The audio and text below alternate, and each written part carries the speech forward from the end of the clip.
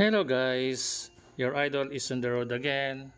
So isang video na naman po ang ating itatampok. Ngayong araw na ito, tayo ay magsa-sightseeing sa Tagaytay City. So guys, to niraratyado ko na ang kabahan ng kalsadang ito. Kaya samahan nyo ako. Bye-bye natin papuntang Tagaytay. Let's go!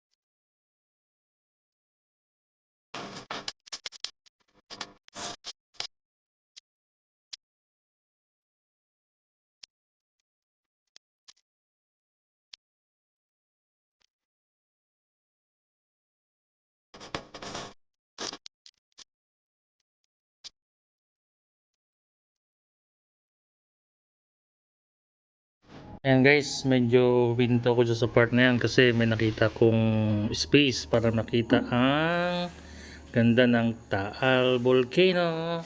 So ayan, nakita nyo, medyo magkaibang kulay niya, no? Sinusum ko, hindi ko masyado makuha yung linaw eh. Sinusum ko siya para makita nyo talaga yung ganda ng ano, ganda ng Taal Volcano. Kaya sinum ko muna pagmumukha ko. Mas madali mag-zoom dito sa pagmumukha ko kasi reflect lang sa salamin. Joke, joke, joke. So, ayun lang guys. Bali, kung ano nakita ko lang yun naman binibidyo ko. Yung part na yan, dyan yung papunta ka na naman yan. Kabilang side ng, kung daw nagkakamali, yan yung Cavite Dasma yan. Yung kabilang side. Ito mga Tagaytay. So, yun lang. Nag-iikot-ikot lang ang inyong lingkod kasi gusto ko sana mabidyoan eh. Kung nakapunta sana ako doon sa may tawag dito, Fantasy World, medyo mas malapit-lapit siya. Pero kaya naman dito. Kaya din naman video niya. No? Kaya kulay green kasi makita mo talaga yung, di ba, pag palitang parang puputok siya nung nakaraan. Eh, syempre, mainit yung surrounding niya. Yung mga green grass, medyo hindi yata nabuhay. Kaya sa part na makita mo taga kung nasaan ang Taal Volcano. So ito na, medyo ride na ulit tayo.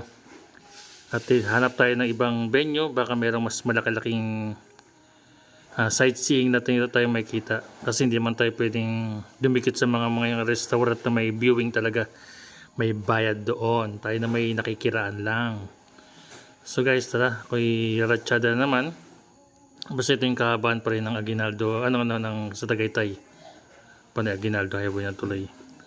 So, kaya nagbabaybay ako dyan kasi naghanap ako taga ng sa part na sa gitna yung medyo malaki-laking kalsada na makita natin yung puwang. Para makita natin yung ganda taga ng Taal Volcano.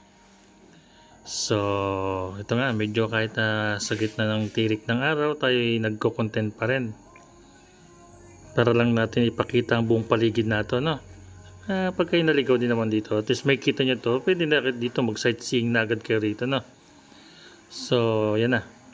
Dito sa part na to, meron akong, mga nagtitinda ng grapes. Talagang, siguro murang grapes ngayon dito. Kasi lahat ng nadaan akong mga vendor, panay grapes.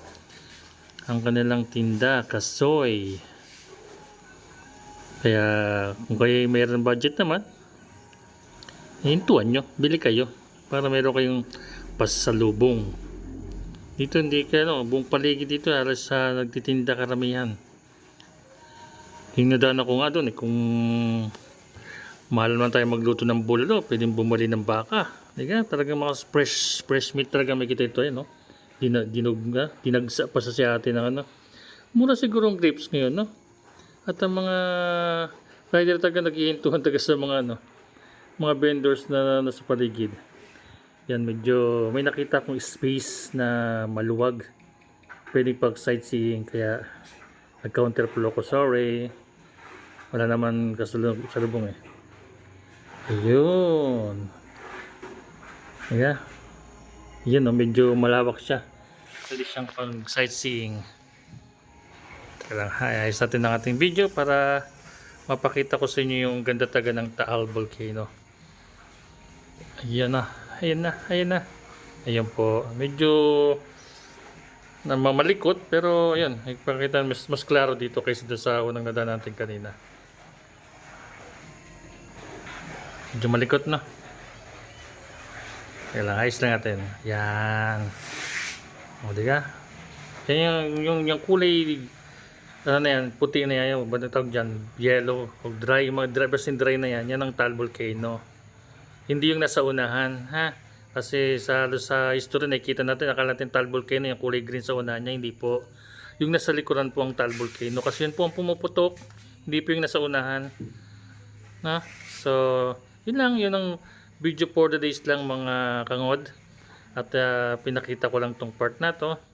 Na total, nandito naman po ako sa Tagaytay, kaya binidyo ko na rin. I mean, common naman, lagi naman napapadaan dito, kaya nabibidyoan lagi. Pero mas maganda talaga yung tutukan talaga siya eh. So, yun lang. At ako'y raratsyada naman ulit mga kangod, mga kapamilya. Sa suda video natin ay makakapag-content ulit ng panibago. So, paano? Hanggang dito lang po ako ha. At kung nagustuhan nyo naman po ang aking itinampok, so huwag kakalimutan mag-like, share, comment, subscribe. At like ko sasabi, mag-comment po kayo kung ano yung mga lugar dito sa kabili na pwede natin itampok. Diyan na po sa chat ko ha, sa live chat ko is comment nyo po. Bye-bye! Ingat po parati ang lahat. Bye-bye!